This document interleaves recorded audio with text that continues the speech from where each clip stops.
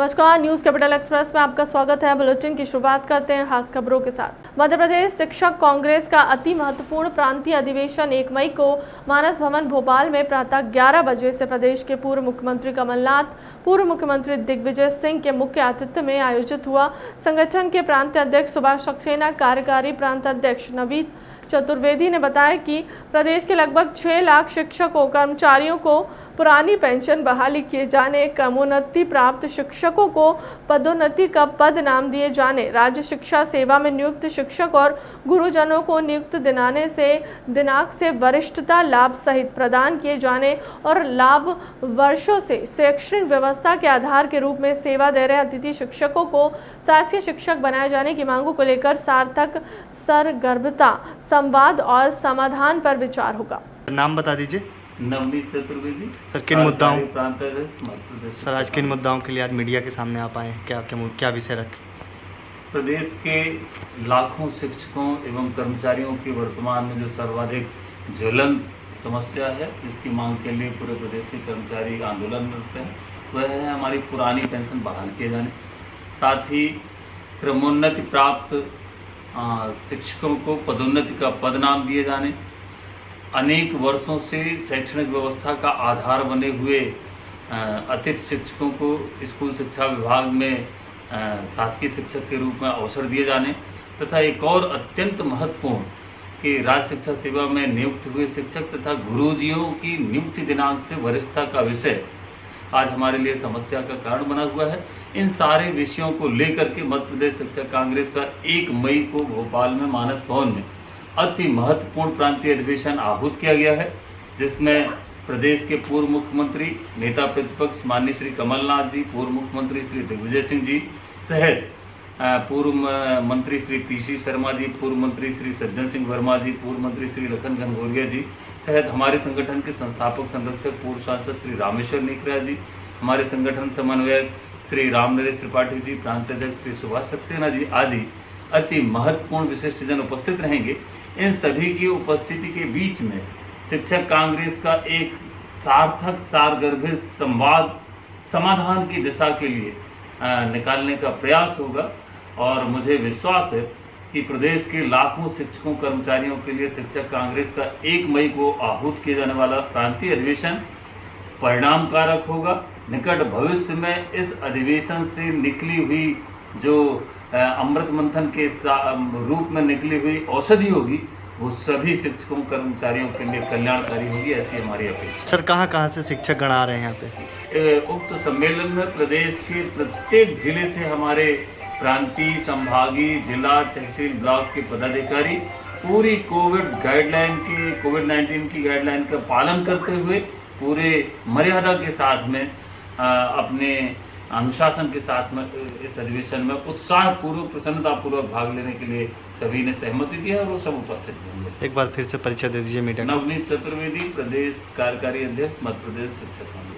मैंने प्रधानमंत्री को निमंत्रण दिया है। उज्जैन में महाकाल महाराज की नगरी महाकाल महाराज का परिसर बनकर तैयार है। यह अपने आप में अद्भुत है। इस परिसर में रुद्र सागर सरोवर, शिव स्तंभ, सप्त ऋषि स्थल, कमल कुंड, नवग्रह वाटिका उनके हाथों में संपन्न है। मुझे प्रसन्नता है कि प्रधानमंत्री इस परिवार को लोकप्रिय करेंगे। मध्य प्रदेश में स्टार्टअप बड़ी तेजी से बढ़ रहा है। हमने अपनी स्टार्टअप की पॉलिसी बनाई है। स्टार्टअप की हमारी पॉलिसी बनी हुई है, उसको हम लॉन्च करना चाहते हैं। उसके लिए मैंने समय मांगा है मई से। अब आप समय भी हमको वर्चुअली जुड़ने का प्रधानमंत्री से मिलेगा।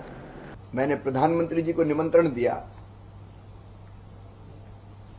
उज्जैन में महाकाल महाराज की नगरी है।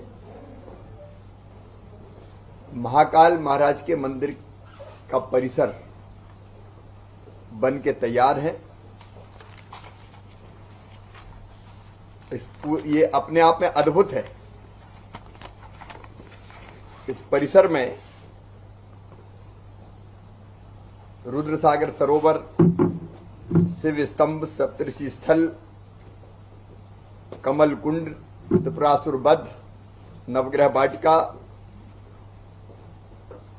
उनके हाथों से संपन्न हो। और मुझे प्रसन्नता है कि प्रधानमंत्री जी इस परिसर को लोकार्पित करेंगे। मध्य प्रदेश में स्टार्टअप्स बड़ी तेजी से उभर रहे हैं।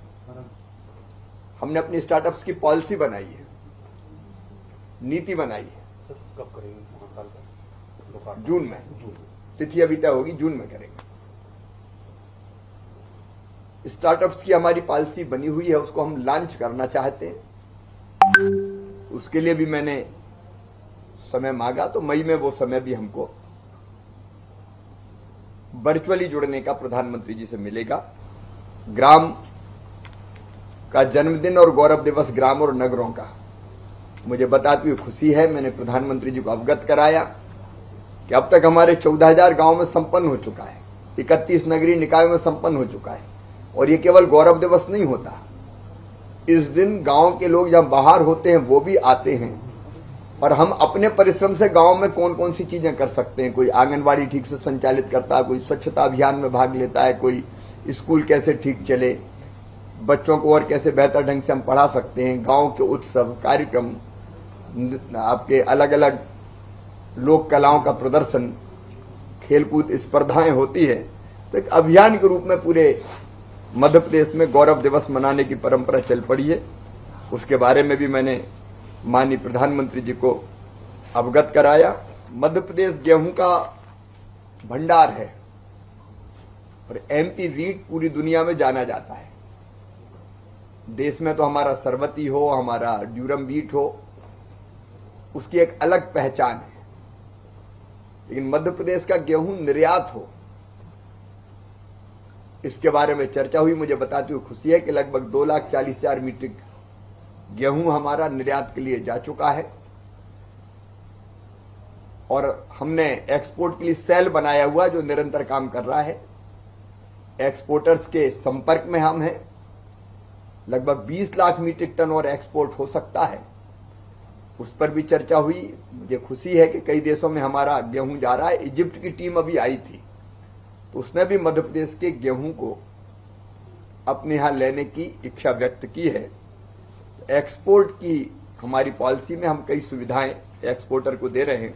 आयुष्मान कार्ड के सभी तरह की बीमारियां, असाध्य रोगों का इलाज गरीबों को ही संभव हो सकेगा, जिससे वह अपने स्वास्थ्य के प्रति जागरूक भी रहेंगे और स्वस्थ रहने से अपने जीवन निर्वाह अच्छे से कर सकेंगे। भोपाल सांसद प्रज्ञा ठाकुर ने आज आयुष्मान कार्ड हेल्थ मेले के अवसर पर कहा कि आयुष्मान कार्ड से अनेक बीमारियों का इलाज हो रहा है। प्रधानमंत्री नरेंद्र मोदी और मुख्यमंत्री शिवराज सिंह चौहान के द्वारा जनता के लिए अनेक योजनाओं के द्वारा लाभ पहुंचा रहा है। आपके बीच में आपके घरों पे जाकर के आपकी समस्याओं को सुनते हैं और उनका लाभ पहुंचाने के लिए यहाँ तक उनके नाम और उनके परिवारों के नाम। आयुष्मान भारत के अंतर्गत जो आयुष्मान कार्ड की योजना लोगों के स्वास्थ्य के लिए, गरीब लोगों के स्वास्थ्य के लिए जो योजना है, उस योजना के अंतर्गत अभी तक आयुष्मान कार्ड का 5 लाख का जो कार्ड बनता था उसमें बहुत लोगों ने इसमें लाभ उठाया।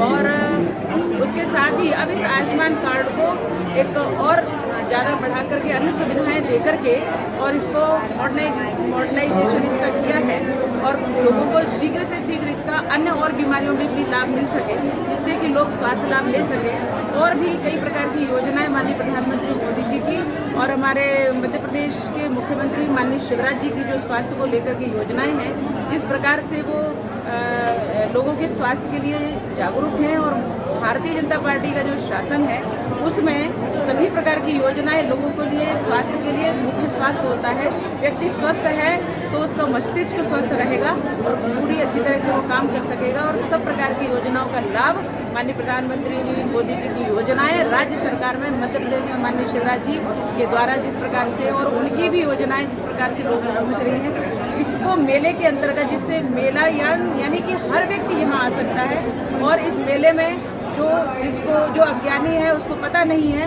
यहाँ जागरूकता मेले के नाम से जागरूकता हो जाती है। हर व्यक्ति यहाँ आता है और उसको जिस कैटेगरी में वो आता है उसका वो लाभ ले सके। आयुष्मान भारत ऐसे सभी लोगों के लिए है जो इलाज करवाने में असमर्थ है, तो असाध्य रोगों की तकलीफ भी इस आयुष्मान योजना में सम्मिलित हो रही है और उसको अच्छा बढ़ा करके किया जा रहा है। 1 महीने बाद मेले का फिर आयोजन किया फिर से है, क्योंकि जब एक बार मेला लगता है तो उसमें जब काम होता है तो तो बहुत से लोग तो आ नहीं पाते, और जो आते हैं उनके कामों में कहीं कुछ त्रुटि रह जाए या मेडिसिन चाहिए उनको तो वो नहीं मिल पा रही। किसी भी प्रकार की जो शिकायतें हैं वो अगर हैं लोगों को, तो इसी प्रकार से मेले में आकर के वो अपनी शिकायतों को कह करके, लिखवा करके और उसको दूर किया जा सकता है।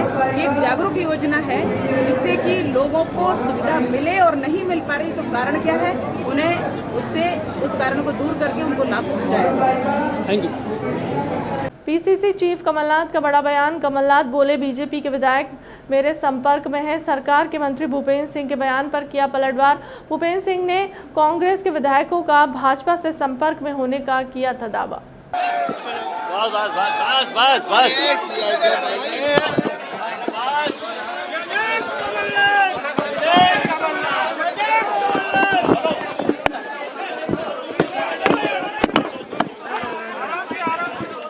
अभी हमने सोशल मीडिया की मीटिंग करी। मध्य प्रदेश कांग्रेस सबसे आगे है पूरे देश में, और मध्य प्रदेश में सोशल मीडिया में।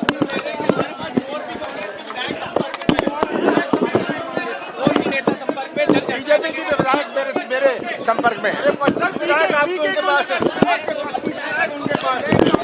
देश भर में फिर से तेजी से बढ़ते कोरोना संक्रमण को देखते हुए केंद्रीय नागरिक उड्डयन मंत्री ज्योतिरादित्य सिंधिया ने वीडियो जारी कर जनता से अपील की है कि मामले फिर से बढ़ रहे हैं, कोविड नियमों का पालन करें।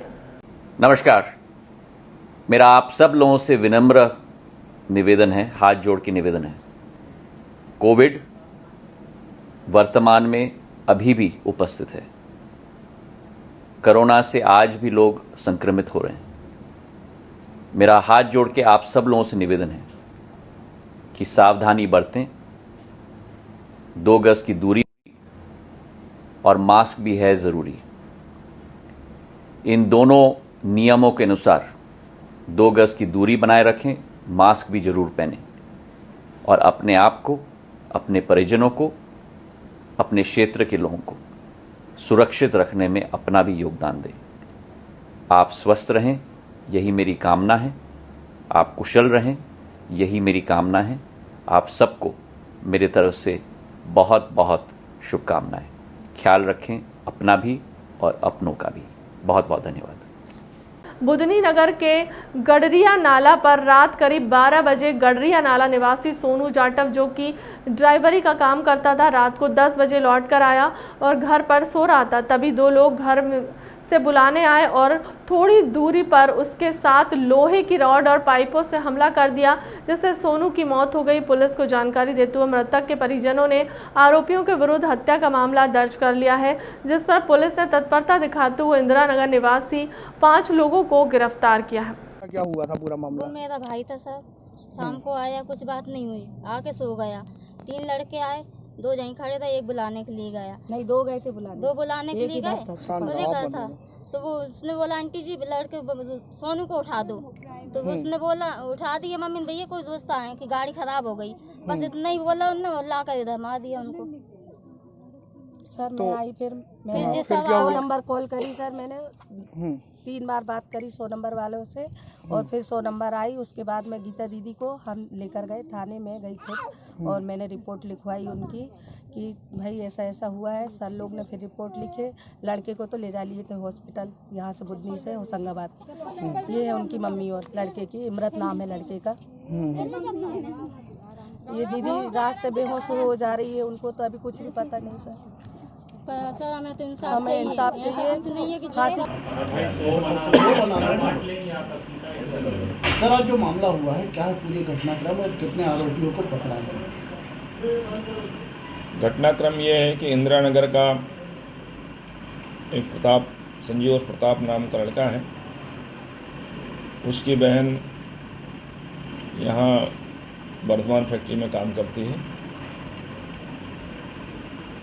और जो मृतक इमरत लाल है वो उसके साथ छेड़छाड़ करता था, और इस बात को लेके इन लोगों में 1-2 बार कहा सुनी हुई, इन्होंने उसको मना किया। इमरत लाल भी इनका दोस्त था, इसलिए दोस्ती में मना किया। जब वो नहीं माना, कल भी इसने कोई छेड़छाड़ की घटना की, तो प्रताप और अपने 4 साथियों को लेकर राड और सब्बल आदि लेकर के उसके घर के सामने गया, चूँकि दोस्त था, इनने बुलाया, वो आ गया रोड पर और इनने उससे जब कहा कि तुमने हमारी बहन के साथ फिर छेड़छाड़ किया तो उसने कहा तुमसे जो बने कर लो। ताबड़तोड़ इन लोगों ने राड और सब्बल लात मुक्कों से मारपीट किया, जिससे उसको सिर में प्राणघातक चोट आई और वहीं वो गिर गया, खून से लथपथ हो गया, जिसको अस्पताल ले जाने पर वहाँ उसकी डेथ हो गई। इन पांचों आरोपियों के विरुद्ध 302, 34 और SC ST एक्ट के तहत प्रकरण दर्ज किया गया है। 5 आरोपियों को राउंड अप कर लिया गया है और अभी कार्रवाई करके न्यायालय प्रेषित किया जाएगा। आरोपियों में कोई नाबालिग भी है? अभी इनके अंक सूची और स्कॉलर रजिस्टर बुलाए जा रहे हैं। यदि उसमें कोई नाबालिग होगा तो उसके अनुसार, विधि अनुसार उसका बाल न्यायालय में प्रकरण प्रेषित किया जाएगा। जबलपुर के करिया फत्तर बाबा टोला निवासी कुछ लोगों ने एसपी कार्यालय पहुंचकर एडिशनल एसपी संजय अग्रवाल को अपनी आप बीती बताई। उन्होंने बताया कि उनकी बस्ती में रॉकी चौधरी नामक व्यक्ति, जो कि असामाजिक प्रगति का व्यक्ति है, जो कि मोहल्ले की बहन बेटियों को आए दिन परेशान करता रहता है और बाहर के लड़कों को बुलाकर वह नशाखोरी भी एरिया में करवाता है। इन्हीं चीज़ों को मना करने पर भी 3 दिन पूर्व उसने पड़ोस के ही कुछ लोगों के साथ मारपीट भी की थी और वह परसों फिर मोहल्ले में आया और हमारी पड़ोस की बिटिया जो हमारे घर से अपने घर जा रही थी उसके साथ छेड़खानी की। मना करने पर वह कुछ असामाजिक तत्वों के साथ आया और हमारे पूरे परिवार के ऊपर रॉड, तलवार व पत्थरों से हमला कर दिया। क्या दिक्कत है? हमको दिक्कत यही है कि हमारे घर में बहन बेटियां सुरक्षित नहीं हैं। आए दिन मोहल्ले के लड़के हैं, आजू बाजू के लड़के हैं। क्या है कि वो रॉकी नाम का लड़का है, वो दूसरे मोहल्ले के लड़कों को ला के और वो उपद्रव करता है। जब देखो आए दिन वो आवारा घूमता है, गुंडागर्दी करता है। उसके माँ बाप ऐसे बढ़ा के रखे हैं। हम लोग हनुमान ताल पहुँचे, वहाँ हम लोग को चोट लगी, वहाँ भी रिपोर्ट हम एसपी कार्यालय आए हैं। क्या तो समस्या ये है कि हमारे मोहल्ले में एक रॉकी नाम का लड़का है, वो बाहरी लड़का लेके आता है 10-12 ठो। वो बच्ची लोग हैं तो उनको तंग करता है। हम लोग बोले तो हम लोग तलवार से मारे हैं, बाजू में हमारे मिसेस को मारे हैं। तो बिस्टोरिया में हम लोग भर्ती रहे तो कल भी पता चला और थाने में हम लोग बोलते तो थाने वाले बोलते कि अच्छा चल रहे हैं। तो इसीलिए आप लोगों ने थाने में जो रिपोर्ट लिखाई थाने वाले नहीं सुन रहे? थाने वाले नहीं सुन रहे, इसलिए हम लोग एसपी कार्यालय आए हैं कि हम लोग की सुनाई हो। अपना नाम बताओ। अभी चौधरी। आपसे काय को मारा है?